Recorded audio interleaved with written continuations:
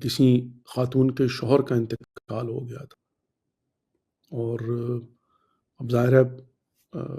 جب انتقال ہو جاتا ہے تو پہلی رات صدقہ دینا واجب، اور اس کے بعد پھر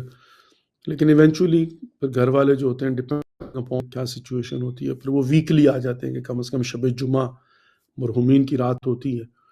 تو پھر وہ جو ہے نا وہ ان کے نام پر کھانا پکا کر جو ہے نا وہ دیتے ہیں، مطلب رواج بھی ہے ہمارے یہاں، اور ظاہر ہے ہونا بھی ایسے ہی چاہیے، کم از کم شب جمعہ جو ہے نا وہ کیا جائے۔ ویسے تو ظاہر ہے کہ ڈیلی انسان اگر کچھ کر سکے جو ایکسپیکٹ کرتا ہے انسان کے جس طرح سے مجھے یاد رکھا جائے، لیکن ایٹ دی اینڈ بہرحال اینی وے، تو خلاصہ کلام کیا ہے کہ وہ جو بیوی تھی، جو بیوہ تھی، وہ کھانا بناتی تھی شب جمعہ جمعرات کو، اور اپنے بیٹے سے کہتی تھی کہ جا کر جو ہے نا وہ مسجد میں دے آؤ، جو بھی قریبی مسجد تھی وہ خاتون جو ہے نا وہ اپنے بیٹے کو دے دیتی تھی، تو وہ جا کے مسجد میں دے آتا تھا۔ کچھ ہفتوں کے بعد اس نے اپنے بیٹے کو اسی طرح سے شب جمعہ کھانا دیا، وہ جا کر دیکھے تو خالی پلیٹ لے کے واپس آ گیا۔ تو وہ رات کو جو ہے نا جب سوئی ہوئی تھی تو اس کے خواب میں اس کا شوہر آیا، مرحوم شوہر، اور اس نے آ کر کہا کہ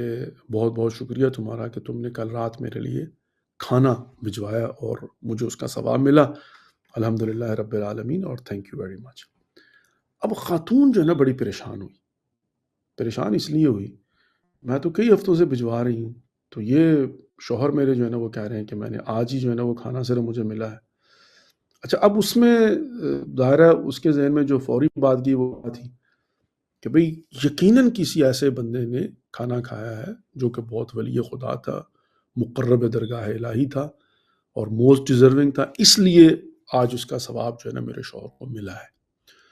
تو اس نے آدھی رات اپنے بچے کو اٹھا لیا، اب بچہ یتیم ہے، اسی بیوہ کا بچہ ہے، اسی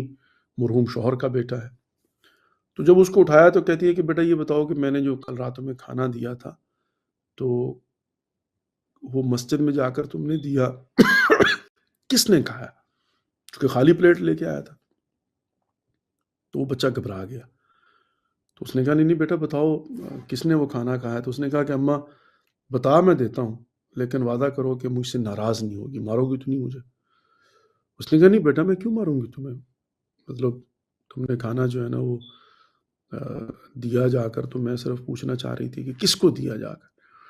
اس نے کہا اماں سچی بات یہ ہے کہ تم جب مجھے کھانا دیتی تھی کہ جا کے مسجد میں دے آؤ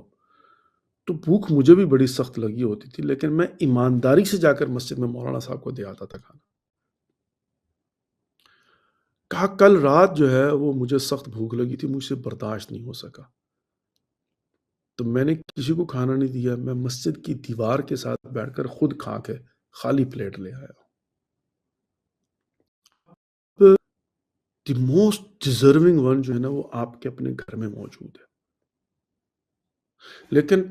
اس کی سمجھ میں یہ بات نہیں آ رہی کہ یہ بھی تو یتیم ہے اور وہ مسجد بھجوا رہی ہے، اور یہاں خواب میں آ کر جو شوہر اس کا بتا رہا ہے وہ انڈیکیٹ کر رہا ہے۔ اچھا، اب یہ قصہ سنانے کا مقصد کیا ہے؟ باقی سارے مقاصد اپنی جگہ پر، کہ واقعاً آنکھوں کے سامنے جو ہے نا جب پردہ پڑ جاتا ہے تو سامنے انسان کو نظر نہیں آ رہا ہوتا، بالکل گھر میں دائیں بائیں نظر نہیں آ رہا ہوتا۔